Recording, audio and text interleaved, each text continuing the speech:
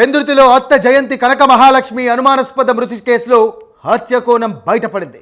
వృద్ధురాలి అనుమానాస్పద మృతి కేసులో ట్విస్ట్ చోటు చేసుకుంది.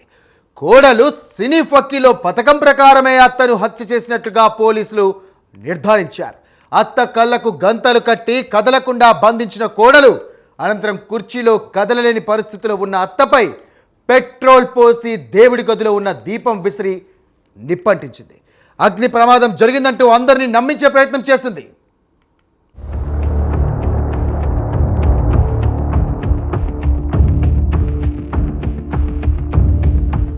భార్యాభర్తలు సుబ్రహ్మణ్య శర్మ, లలిత, అత్త జయంతి కనకమహాలక్ష్మి, ఇక మనవడు మనవరాలు పెందుర్తి అప్పనపాలెంలో నివాసం ఉంటున్నారు. వీరింట్లో ఓ రోజు అనుకోని సంఘటన జరిగింది. మా అత్త మంటల్లో కాలిపోతుంది, ఎవరైనా వచ్చి కాపాడండి అంటూ రోధిస్తున్న కోడల్ని చూసి అంతా పరుగు పరుగునొచ్చారు. అయితే అప్పటికే ఆమె అత్త మంటల్లో కాలి చనిపోయింది. అంతా ఇది అగ్ని ప్రమాదంగానే భావించారు. పోలీసులు కూడా అలాగే భావించారు.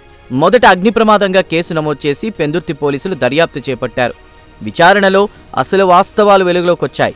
తనపై అనవసరంగా చిరాకు పెడుతుందనేటువంటి కారణంతో అత్తను హతమార్చినట్లు కోడలు పోలీసులకు వెల్లడించినట్లు సమాచారం. కోడలి దొంగ పోలీస్ ఆట గురించి తెలుసుకుని అంతా షాక్ అయ్యారు.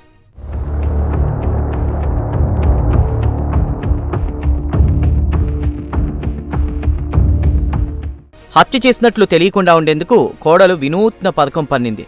దొంగ పోలీస్ ఆట ఆడదామని అత్తను నమ్మించింది. ఆమె మాటలకు సరే అని చెప్పడంతో తన పథకాన్ని అమలు చేసింది. కుర్చీపై కూర్చున్న అత్త కాళ్ళు చేతులు కట్టేసింది. ఆ తర్వాత కళ్లకు గంతలు కూడా కట్టేసింది. తర్వాత పెట్రోల్ తీసుకొచ్చి ఆమెపై పోసింది. చివరగా ఆమెపై దేవుడి గదిలో ఉన్న దీపాన్ని విసిరేసింది. మంటలు చెలరేగగానే తలుపులు వేసి బయటకు పారిపోయింది.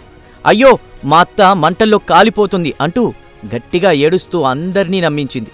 దీంతో ముందు అందరూ అది అగ్ని ప్రమాదమనే అనుకున్నారు. పోలీసులు కూడా మొదట అగ్ని ప్రమాదమని కేసు నమోదు చేసి కేసు దర్యాప్తు ప్రారంభించారు. అయితే వారి దర్యాప్తులో కోడలి ప్రవర్తనపై అనుమానం వచ్చింది. దీంతో లోతుగా విచారించగా కోడలు తన నేరాన్ని అంగీకరించింది.